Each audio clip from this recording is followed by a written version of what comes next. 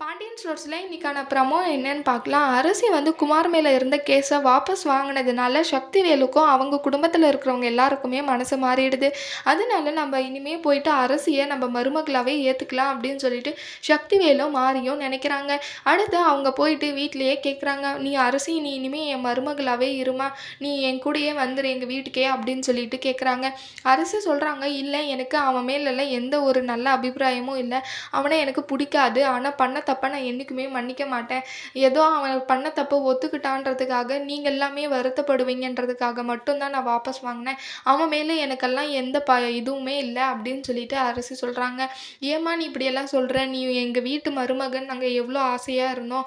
அப்படின்னு சொல்லிட்டு தான் வந்தோம் இங்க. நீங்க எங்களுக்காக நீ மனசு மாறக்கூட மாட்டியா?" அப்படின்னு சொல்லிட்டு சக்திவேல் கேட்குறாங்க. பாண்டியன் அதுக்கு கோவப்பட்டு, "என் பொண்ணு கொஞ்சம் இறங்கி வந்தா நீங்க தலை மேல ஏறி வந்து உட்காருவீங்களா? ஒழுங்கு மரியாதையா என் வீட்ட விட்டு வெளிய போங்க எல்லாரும்" அப்படின்னு சொல்லிட்டு பாண்டியன் கோவப்பட்டு எல்லாரையும் திட்டுறாங்க. அரசி சொல்றாங்க, "அப்பா அந்த மாரி எல்லாம் பேசாதீங்க. இருங்க நம்ம பொறுமையாவே பேசி அவங்கள அனுப்பிடலாம்" அப்படின்னு சொல்லிட்டு அரசி சொல்றாங்க. உடனே பாண்டியன் சொல்றாங்க, "இதுதான்டா என் மகன். உன் மகன நீ பெத்து விட்டுருக்கியா?" அப்படின்னு சொல்லி கேவலமா பேச ஆரம்பிக்கிறாங்க பாண்டியன். சக்திவேல் வந்து அரசிய பொண்ணு கேட்டதுனால அரசிக்கு ஏதாவது மனசு மாறுமான்னு வரப்போற ப்ரோமோல பார்க்கலாம். இந்த வீடியோ பிடிச்சிருந்தா லைக் பண்ணுங்க. பாய்.